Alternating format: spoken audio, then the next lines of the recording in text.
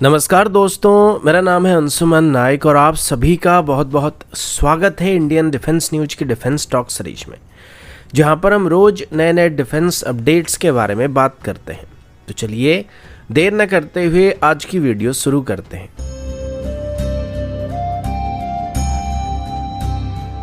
आज की पहली अपडेट हैवीवेट टॉर्पीडो की तरफ से है। अभी की बात करें तो अभी हमारी नेवी की तरफ से मेनली वरुणास्त्र हैवीवेट टॉर्पीडो का इस्तेमाल किया जा रहा है, जिसे डीआरडीओ की तरफ से डेवलप किया गया है। इसमें करीब 250 केजी की एक्सप्लोसिव वॉरहेड मौजूद है और इसका रेंज करीब 50 किलोमीटर है। लेकिन इस टॉर्पीडो को मेनली हम हमारी वॉरशिप में इस्तेमाल कर सकते हैं और इसे सबमरीन में इंटीग्रेट नहीं किया जा सकता है। कुछ महीने पहले ही डीआरडीओ की तरफ से इसी टॉर्पीडो का एक सबमरीन लॉन्च्ड वेरिएंट को भी टेस्ट किया गया था।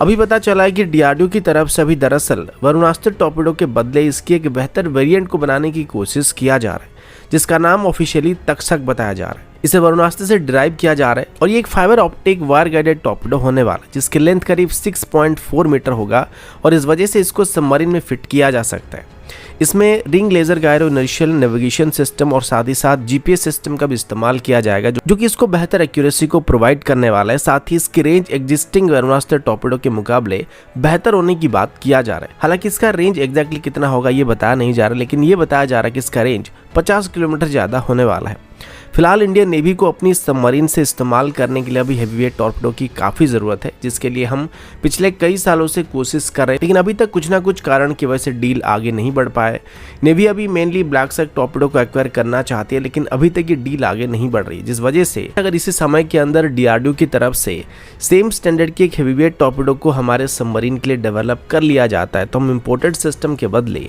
आगे चल के हमारे इंडिजिनस तक्षक टॉर्पीडो को हमारी सबमरीन में इस्तेमाल कर सकते हैं। अगला अपडेट कल्याणी ग्रुप की तरफ से है। कल्याणी ग्रुप, जो कि खास करके अपनी आर्टिलरी गन्स के लिए फेमस है, उनको अभी फॉरेन कंट्रीज की तरफ से भी एक्सपोर्ट ऑर्डर मिलना शुरू हो चुका है। वो पहले से ही एटीजेस को आर्मेनिया को एक्सपोर्ट कर चुके हैं, जबकि हमारी खुद की आर्मी अभी तक इनको फुल स्केल में ऑर्डर नहीं कर रही है। इस बीच ये बात पता चला कि अभी इंडोनेशिया की तरफ से भी भारत से आर्टिलरी गन्स को एक्वायर करने का प्लान किया जा रहा है, जिसमें उन्होंने खास करके अभी एटीएस और कल्याणी ग्रुप की तरफ से डेवलप किए गए माउंटेड गन सिस्टम को सिलेक्ट किया गया है। तो रिसेंटली इंडोनेशिया के हाई लेवल की डेलीगेशन टीम भारत आई हुई थी और इसी दौरान उनको भारत की तरफ से एटीजेस और इसकी माउंटेड गन सिस्टम को डिस्प्ले किया गया था। अब इंडोनेशिया अभी अपनी आर्टिलरी फ्लीट को मॉडर्नाइज करना चाहते हैं और ऐसे में एटीजेस और माउंटेड गन सिस्टम जैसे प्लेटफॉर्म उनके लिए काफी आइडियल चॉइस होने वाला है। अब एटीजेस की बात करें तो इसकी परफॉर्मेंस को चैलेंज करने वाले शायद ही कोई गन अभी मार्केट में मौजूद है और ये गन अपनी बेहतरीन एक्यूरेसी और स्ट्राइकिंग रेंज की वजह से जाना जाता है। और अभी इंडोनेशिया की तरफ से एटीजेस को और कल्याणी ग्रुप की तरफ से डेवलप किए गए माउंटेड गन सिस्टम को डिटेल में इवैल्यूएट करने की प्लान किया जा रहा है। अभी भारत और इंडोनेशिया की भी 7th जॉइंट डिफेंस और कोऑपरेशन मीटिंग चल रहा है, जिसके बाद इंडोनेशिया के डिफेंस मिनिस्ट्री की तरफ से आई गई डेलीगेशन टीम और कल्याणी ग्रुप के बीच एटीजेस और माउंटेड गन सिस्टम में से किसी एक को खरीदने के लिए फर्दर डिस्कशन होने की बात कंफर्म किया गया है। अगला अपडेट इंडियन आर्मी की तरफ से है। इंडियन आर्मी की वेस्टर्न कमांड की तरफ से पब्लिश किए गए कुछ फोटोज और वीडियोज के मुताबिक अभी इंडियन आर्मी की पैंथर डिवीजन की तरफ से एक स्पेशल बैटल एक्सरसाइज को कंडक्ट किया गया था, जिसे खास करके इंडियन आर्मी की ऑपरेशनल कैपेबिलिटीज को चेक करने के लिए किया गया था। लेकिन एक्सरसाइज काफ़ी इंटरेस्टिंग एक्सरसाइज था, क्योंकि इसमें 2011 के बाद पहली बार इंडियन आर्मी की तरफ से अपनी T-55 टैंक्स का इस्तेमाल किया गया है। वैसे आप सबको लग रहा होगा कि T-55 टैंक्स तो काफ़ी पुराने हो चुके हैं, इनको आर्मी की तरफ से क्यों इस्तेमाल किया जा रहा है। वैसे इनिशियल इन टैंक को 1965 के बाद एक्वायर करना स्टार्ट किया गया था और ऐसे करीब 700 के आसपास टैंक इंडियन आर्मी की तरफ से खरीदे गए थे। अब इंडियन आर्मी की बाकी किसी भी टैंक के मुकाबले इन टैंक्स का सर्विस रिकॉर्ड काफ़ी अच्छा है और इनको 1971 में काफ़ी बेहतरीन तरीके से भारत की तरफ से इस्तेमाल किया गया, तो ये टैंक काफ़ी बेहतरीन तरीके से परफॉर्म भी किए थे। और पाकिस्तान के साथ जितनी भी बार इन टैंक्स का आमना सामना हुआ था, इन टैंक्स ने पाकिस्तानी टैंक्स के धजिया उड़ा दिए थे। सबसे पहले 22 नवंबर 1971 को इंडियन आर्मी की T-55 टैंक्स और पाकिस्तान की M24 टैंक्स आमने सामने आए थे और इसमें इंडियन आर्मी के टैंक्स ने लगभग 3 पाकिस्तानी टैंक्स को डिस्ट्रॉय कर दिया था।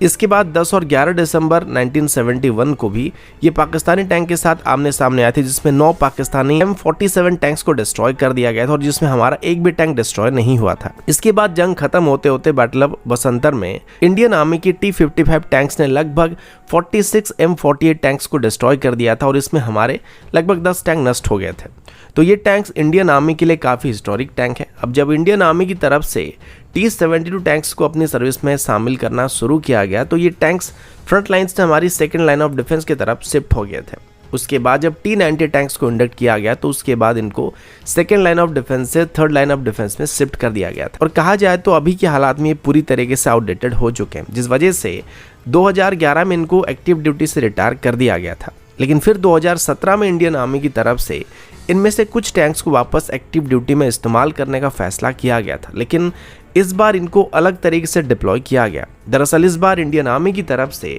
इन टैंक्स को LOC रीजन में आर्मर्ड बंकर की तरह डिप्लॉय करने का फैसला किया गया, जिसमें जरूरत पड़ने पर इसकी 105 mm की मेन गन को एक आर्टिलरी गन की तरह इस्तेमाल किया जा सके या फिर एक मोबाइल आर्टिलरी गन की तरह इस्तेमाल किया जाएगा। अब वापस पैंथर डिवीजन की तरफ से सेम टैंक्स को अपनी एक्सरसाइज में शामिल करने का मतलब वैसा ही कुछ होने वाला है और अभी शायद वैसे ही कुछ तरीके से इन टैंक्स को एक्टिव ड्यूटी में डिप्लॉय करने की कोशिश किया जा सकता है। अगला अपडेट सबमरीन को लेके, और अभी हम इंडियन नेवी की स्कॉर्पियन क्लास की सबमरीन के बारे में बात करने वाले हैं। अभी तक इंडियन नेवी को ऐसे 5 सबमरीन को डिलीवर किया जा चुका है और आखिरी बचा हुआ सबमरीन यानी कि INS बगसीर को अभी तक इंडियन नेवी को डिलीवर हो जाना चाहिए था। लेकिन अभी मझगांव डॉक लिमिटेड की तरफ से बात बताया जा रहा है कि अभी कुछ स्पेसिफिक कारण की वजह से INS बगसीर की डिलीवरी थोड़ा डिले होने वाला है और अभी इसकी डिलीवरी जून 2024 तक शिफ्ट होने की बात की गई है। अब वैसे तो ये कलवरी क्लास का आखिरी सबमरीन होने वाला था, लेकिन अभी इंडियन नेवी की तरफ से एडिशनल 3 कलवरी क्लास के सबमरीन को एक्वायर करने का प्लान किया गया है। तो इसके बाद 3 एडिशनल सबमरीन को भी अभी मझगांव डॉक लिमिटेड की तरफ से इंडियन नेवी को डिलीवर किया जाएगा। अब इसके अलावा अभी एक बहुत ही खास खबर सामने आया, जिसमें मझगांव डॉक लिमिटेड की तरफ से बात बताया गया कि वो भी इंडिजिनसली इंडियन नेवी के लिए कन्वेंशनल सबमरीन को डेवलप कर रहे हैं और ये एक 3000 टन क्लास की कन्वेंशनल सबमरीन होने वाली है, जिसमें DRDO की तरफ से डेवलप किए गए एपी सिस्टम का इस्तेमाल किया जाएगा। अभी इस सबमरीन के बारे में ज़्यादा डिटेल तो नहीं दिया जा रहा है, लेकिन मझगांव डॉक लिमिटेड के मुताबिक ये सबमरीन 2028 तक कंप्लीट होने वाला है। अगर ऐसा होता है तो ये इंडियन नेवी के लिए काफ़ी अच्छी बात होने वाली है, क्योंकि हम अभी प्रोजेक्ट 75I के अंदर जो इंपोर्टेड सबमरीन खरीदने वाले एक्वायर करने वाले हैं वो इंडियन नेवी की तरफ से खरीदे जाने वाले आखिरी इंपोर्टेड सबमरीन होने वाले हैं। और उसके बाद प्रोजेक्ट 76 के अंदर पूरी तरीके से इंडिजिनसली डेवलप किए गए सबमरीन को एक्वायर करने का फैसला किया गया, जिसमें शायद अभी मझगांव डॉक लिमिटेड की तरफ से अपने इंडिजिनस सबमरीन को इंडियन नेवी को ऑफर किया जाएगा। अगला अपडेट कल्याणी ग्रुप की तरफ से डेवलप किए गए M4 व्हीकल की तरफ से। जब भारत और चाइना का बीच फेस ऑफ हुआ था तो उसके कुछ समय बाद इंडियन आर्मी की तरफ से बेहतर मोबिलिटी के लिए कल्याणी ग्रुप से M4 व्हीकल को खरीदने का फैसला किया गया था और अभी तक कल्याणी ग्रुप की तरफ से ऐसे लगभग 126 व्हीकल को इंडियन आर्मी को डिलीवर किया जा चुका है, जो कि बस 2 साल के अंदर ही आर्मी को डिलीवर कर दिया गया था।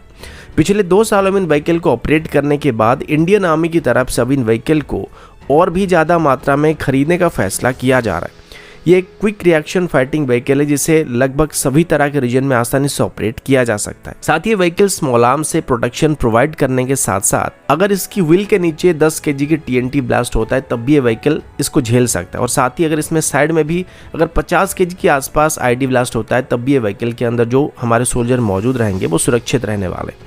इसी वजह से इंडियन आर्मी की तरफ से ऐसे एडिशनल 100 के आसपास व्हीकल को खरीदने का प्लान किया जाए, जो कि आगे चल के और भी ज़्यादा बढ़ सकता है, जिनको कल्याणी ग्रुप की तरफ से बस 1 साल के अंदर ही आर्मी को डिलीवर किया जा सकता है, क्योंकि इनिशियल ऑर्डर मिलने के बाद कल्याणी ग्रुप की तरफ से अपनी M4 व्हीकल की प्रोडक्शन रेट को काफ़ी बढ़ा दिया गया था या इंक्रीज कर दिया गया था और अभी 1 महीने के अंदर लगभग 30 व्हीकल को मैन्युफैक्चर कर सकते हैं, यानी कि साल भर में लगभग 350 से ज़्यादा M4 व्हीकल को मैन्युफैक्चर करने की कैपेबिलिटी अभी कल्याणी ग्रुप के पास मौजूद है। तो आगे चल के अगर इन व्हीकल को बड़ी मात्रा में इंडियन आर्मी ऑर्डर करती है तो इनको बहुत ही कम समय के अंदर ही आर्मी को डिलीवर किया जा सकता है। तो दोस्तों अभी के लिए इतना ही, मिलता हूँ आपसे अगले वीडियो में, तब तक के लिए जय हिंद, वंदे मातरम।